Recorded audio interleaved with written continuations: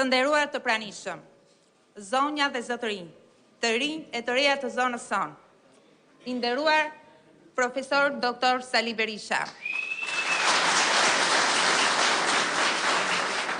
Në emër të elektoratit të kësaj zone, ju falenderoj që ndalesën e radhës vendosët ta bëni sot në Manës. Sot, jemi dëshmitar se sa e nevojshme ishte jo vetëm për Partinë Demokratike, por për vetë Shqipërinë, një foltore e re. Jo një foltore për një parti, por një foltore për Shqipërinë. Demokratët e kësaj zone meritojnë mirënjohjen tonë, të plot presidencën që treguan edhe për bisnikërinë që vullosën me votë më 11 maj, ndaj vlerave më të mira që përfaqëson partia jonë. Ju, doktor, e dini po aq mirë se me çfarë presioni, shantazhi e deri te dhuna u përmballëm nga narkopartia që kemi përballë. Por, rezistenca juaj si lider ishte frymëzimi ju. Betejat tuaj të drejta u bën udhërrëfyesi i ndërgjegjës sonë politike.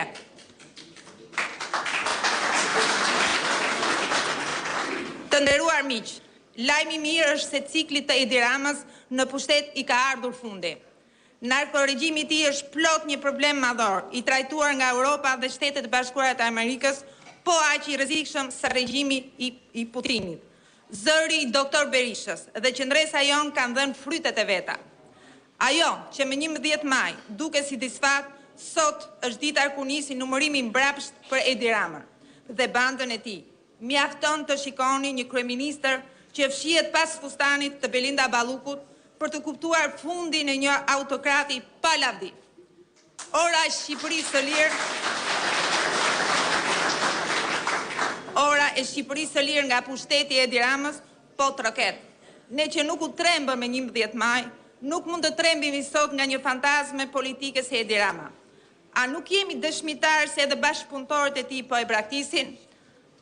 Edi Rama e zëvendësoi korrupsionin me vjedhje.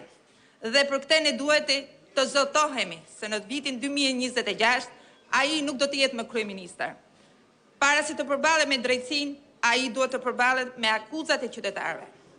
Sot, ne akuzojmë Edi Ramën për shpopullimin më masiv që ka njohur kjo tokë. E akuzojmë për shkatrimin e sistemit shëndetësor. E akuzojmë për degradimin e arsimit. E akuzojmë sepse ai ka bërë Shqipërisë atë që poshtuesit më mizor nuk ja kanë bërë kurrë.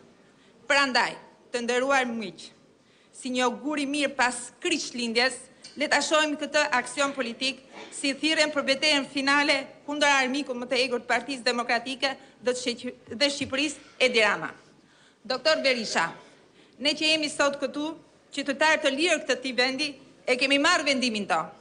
Edi Rama duhet të shkarkohet. Të gjithë bashkë, të gjithë të vendosur, ju e dini rrugën. Fitore.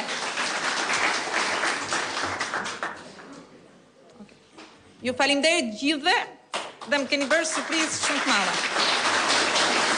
Faleminderit Manjola. Ftoj në fjalën e tij kryetarin e Partisë Demokratike, profesor doktor